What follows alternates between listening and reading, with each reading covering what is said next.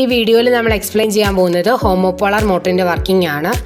ഹോമോപോളാർ motor എന്ന് വെച്ചാൽ ഒരു സിമ്പിൾ ഇലക്ട്രിക് മോട്ടറാണ്. ഇത് വർക്ക് ചെയ്യാൻ വേണ്ടി ബേസിക്കലി നമുക്ക് 3 കമ്പോണൻസ് വേണം. ഒരു AA battery, 2 neodymium magnet, copper വയറിൻ്റെ പീസ്. ഇനി അടുത്തത് നമുക്ക് ഹോമോപോളാർ മോട്ടർ എങ്ങനെയാണ് വർക്ക് ചെയ്യുന്നതെന്ന് ഡിസ്കസ് ചെയ്യാം.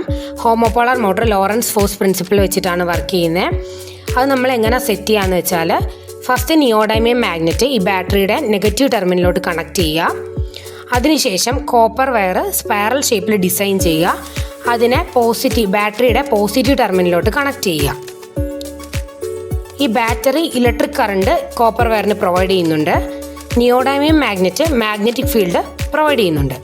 ഈ ബാറ്ററി പ്രൊവൈഡ് ചെയ്യുന്ന ഇലക്ട്രിക് കറണ്ടും നിയോഡൈമിയം മാഗ്നറ്റ് പ്രൊഡ്യൂസ് ചെയ്യുന്ന മാഗ്നറ്റിക് ഫീൽഡും കൂടെ ഇൻറ്ററാക്ട് ചെയ്യാൻ നേരത്ത് അവിടെ ഒരു ലോറൻസ് ഫോഴ്സ് ഫോം ചെയ്യുന്നുണ്ട്.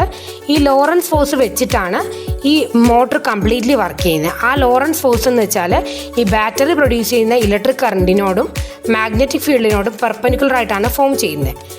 അപ്പോൾ ഈ കോയിൽ റൊട്ടേറ്റ് ചെയ്യും. ഇങ്ങനെയാണ് ഈ മോട്ടർ വർക്ക് ചെയ്യുന്നത്.